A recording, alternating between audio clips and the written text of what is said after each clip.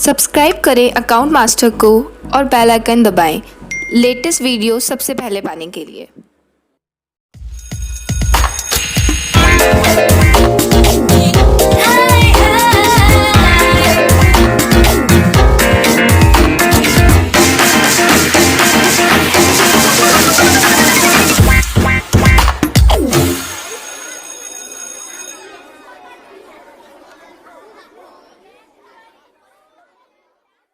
Hello guys, welcome back to my channel account master, जहां मिलेंगे आपको अकाउंट्स के सभी सॉल्यूशन।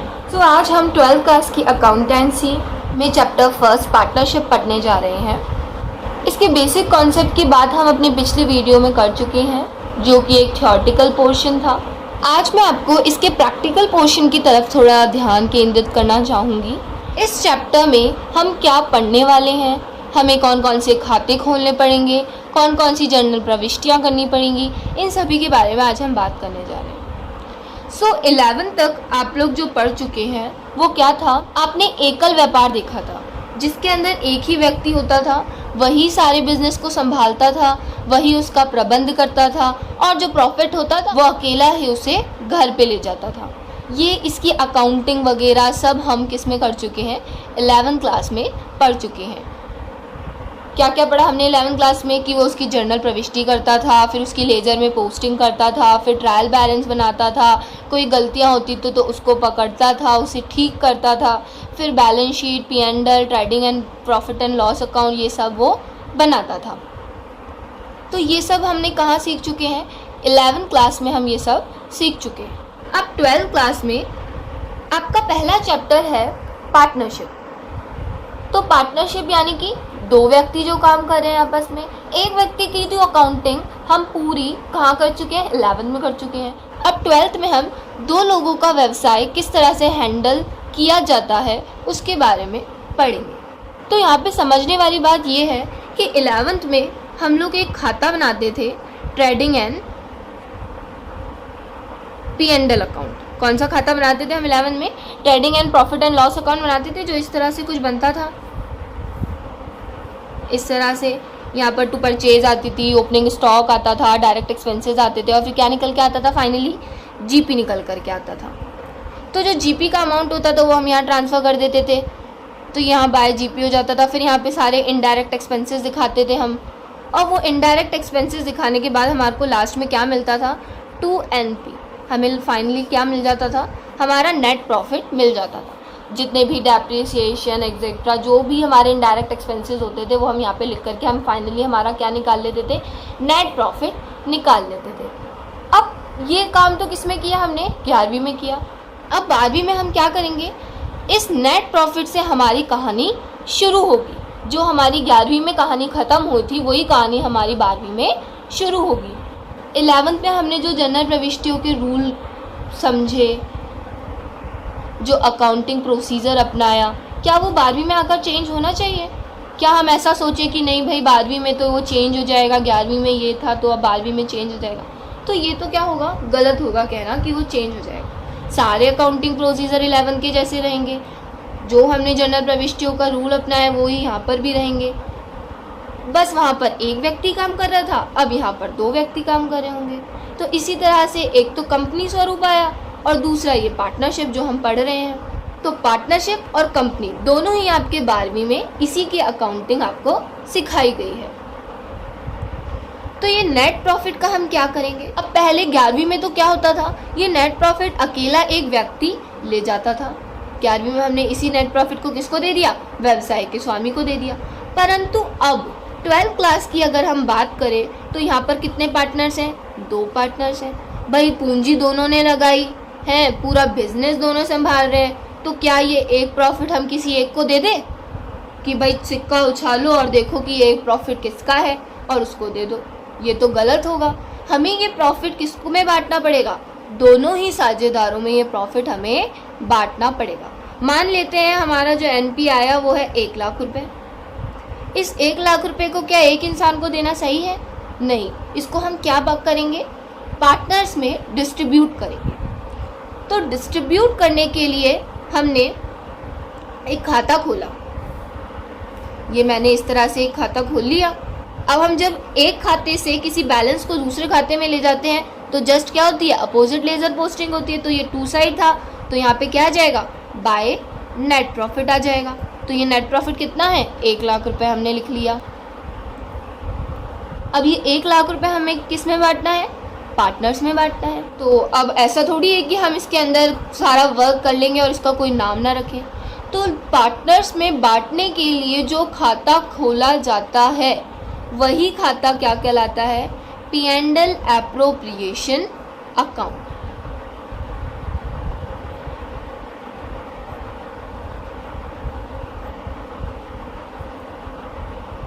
एप्रोप्रिएशन का मतलब क्या हुआ, बांटना, डिस्ट्रीब्यूशन करना। तो P&L डिस्ट्रीब्यूशन अकाउंट बोल दो या P&L एप्रोप्रिएशन अकाउंट बोल दो। तो हमने यहाँ पे लिख लिया 1 लाख रुपए। अब साझेदारों को जो जो चीज़ें हम देंगे, चाहे वो उनकी सैलरी हो, चाहे वो उनका कमीशन हो, चाहे उनको पूंजी पर ब्याज देना हो, वो सब देने के बाद जो पैसा बचेगा वो पार्टनर्स में आपस में बांट दिया जाएगा। तो इस खाते को हम क्या कहते हैं, P&L एप्रोप्रिएशन अकाउंट। अब जैसे आपको क्वेश्चन में कुछ ऐसी चीज़ें दे दी, कुछ ऐसी मदें दे दी जो कहाँ आनी चाहिए थी, P&L में आनी चाहिए थी। जैसे स्टाफ की सैलरी। अब स्टाफ की सैलरी चार्ज ऑन प्रॉफिट है। क्या है वो, चार्ज ऑन प्रॉफिट। यानी कि चार्ज ऑन प्रॉफिट का मतलब होता है ऐसी मदें जो चाहे आपके पास प्रॉफिट हो और चाहे प्रॉफिट ना हो, ये तो हमें देनी ही पड़ेंगी। आज आपके पास कोई कर्मचारी काम कर रहा है और आपको लॉस हो गया, तो क्या वो मानेगा अपनी सैलरी लिए बिना? आपको चाहे लॉस हो और चाहे आपको बहुत ही ज़्यादा फ़ायदा क्यों ना हो जाए, कर्मचारी तो अपनी सैलरी लेकर ही रहेगा। तो ऐसी मदें या ऐसे चार्ज जो हम चाहे प्रॉफिट हो कंपनी में या फर्म में, देने तो पड़ेंगे ही पड़ेंगे। वो कौन से खर्चे कहलाते हैं, चार्ज ऑन प्रॉफिट। वो कहाँ आते हैं, P&L में आते हैं। अब वो P&L एप्रोप्रिएशन में क्यों नहीं आते, क्योंकि वो चार्ज ऑन प्रॉफिट है। अब जैसे हम इसकी एक मद की बात करते हैं P&L एप्रोप्रिएशन की, जैसे साझेदारों को कुछ भी हम देते हैं, इंटरेस्ट ऑन कैपिटल की बात कर लेते हैं। इंटरेस्ट ऑन कैपिटल हम साझेदारों को देते हैं। अगर फर्म में हानि हो गई तो क्या हमें साझेदारों को इंटरेस्ट ऑन कैपिटल देना होगा? बिल्कुल भी नहीं। साझेदार क्या सोचेंगे, यार हमारी तो फर्म है, मेरा ही व्यापार है, तो अगर कंपनी में लॉस हो गया है तो वो इंटरेस्ट ऑन कैपिटल नहीं लेगा। परंतु यहीं अगर कर्मचारी की बात करें तो वो तो अपना पैसा लेगा ही, वरना वो काम छोड़ के चला जाएगा। तो वो खर्चे तो कौन से होते हैं, चार्ज ऑन प्रॉफिट, जो P&L में दिखाए जाते हैं। अब जैसे आपको क्वेश्चन में बोल दिया कि डेप्रिसिएशन हम लगाना भूल गए और आपको क्या निकाल के दे दिया, प्रॉफिट निकाल के दे दिया। और डेप्रिसिएशन उसने बोला कि 10,000 रुपये है जो हम लगाना भूल गए, तो क्या 10,000 रुपये आप यहाँ लगाएंगे? नहीं, ये एप्रोप्रिएशन खाता है, यहाँ पर सिर्फ साझेदारों का काम होगा, साझेदारों में बंटवारा होगा। तो यहाँ पर तो हम डेप्रिसिएशन नहीं दिखा सकते। तो अब क्या करें, तो ये जो प्रॉफिट है इसमें से ही डेप्रिसिएशन माइनस करके सही प्रॉफिट ज्ञात करना ज़रूरी है। हम बोल देंगे कि ये क्वेश्चन कि ये नेट प्रॉफिट क्या है, गलत है। तो 1 लाख में से 10,000 डेप्रिसिएशन के माइनस कर दिए तो ये प्रॉफिट कितना होना चाहिए था, 90,000। तो अब हम ये सही वाला प्रॉफिट यहाँ पर यूटिलाइज कर लेंगे, 90,000। इसकी जगह कितने ले लेंगे, 90,000। अब P&L एप्रोप्रिएशन में ये पैसा बांट देंगे। जैसे 2 पार्टनर है तो 2A कैपिटल और 2B कैपिटल, दोनों में ये पैसा आपस में बांट देंगे। सपोज हम बराबर बराबर बांट देते हैं, 45,000 और 45,000, ये दोनों में बढ़ जाएगा और ये खाता बंद हो जाएगा। अब क्या ये बराबर बराबर हमेशा बढ़ता है? नहीं, बराबर हमेशा कब बढ़ता है, जब हमारे पास कोई लिखित में समझौता नहीं होता। अब ये दोनों आपस में लड़ने लग गए कि नहीं मेरा तो इतना है और तेरा इतना है, तेरा इतना है मेरा इतना है। तो अगर ये लड़ने लग गए तो मैं क्या कहूँगी कि लाओ तुम्हारा एग्रीमेंट लेके आओ। क्या लेके आओ, अपना एग्रीमेंट लेके आओ, जहाँ पर तुमने लिखा था कि इसको इतना हिस्सा मिलेगा और इसको इतना हिस्सा मिलेगा। अब उसके अंदर हमने देखा कि उसमें लिखा है 1:1, यानी कि दोनों क्या बांटना चाहिए, बराबर बांटना चाहिए। तो जो वो लिखित समझौता लेकर आए उसे क्या कहते हैं, साझेदारी संलेख, यानी कि उन्होंने पहले से ही एग्रीमेंट कर लिया था कि हमें इस अनुपात में पैसे का बंटवारा करना है, ये इस फर्म के साझेदार है, ये उनका नाम है, ये उनका पता है। तो ये सब बातों का रिकॉर्ड रखने वाला क्या कहलाता है, साझेदारी संलेख, जिसको देख करके इंटरेस्ट ऑन कैपिटल, साझेदारों का प्रॉफिट, साझेदारों को आहरण पर ब्याज, ये सभी उसी को देखकर दिया जाता है। अब मैं आपके लिए P&L एप्रोप्रिएशन अकाउंट का एक फिक्स फॉर्मेट लेके आई हूँ, जिसको मैं थोड़ा सा एक्सप्लेन कर देती हूँ। आप देख रहे हैं बाय साइड P&L दिख रहा है, ये हमारा वो प्रॉफिट है जो हमने ट्रेडिंग एंड P&L अकाउंट से उठाया है। फिर इसके बाद हम टू साइड चलते हैं, तो to side to P&L account दिख रहा है। अगर हमारी फर्म में लॉस हो गया है तो हम क्रेडिट की जगह उस P&L के प्रॉफिट को कहाँ लिखेंगे, डेबिट साइड लिखेंगे। फिर लिखा है टू इंटरेस्ट ऑन कैपिटल, ये वह ब्याज है जो पार्टनर्स की कैपिटल पर दिया जाता है। किसके अनुसार दिया जाता है, साझेदारी संलेख के अनुसार, पार्टनरशिप डीड के अनुसार दिया जाता है। उसके बाद है टू पार्टनर सैलरी, ये सैलरी भी पार्टनरशिप डीड के अनुसार दी जाती है। ये सब आपको क्वेश्चन में गिवन होगा कि इसकी इतनी सैलरी है, इसको इतना इंटरेस्ट ऑन कैपिटल देना है। इसके बाद आता है टू पार्टनर्स कमीशन, ये P&L एप्रोप्रिएशन हम साझेदारों के बीच बंटवारे को ही के लिए ही बना रहे हैं, तो पार्टनर्स कमीशन अगर आएगा तो वो भी बांट देंगे।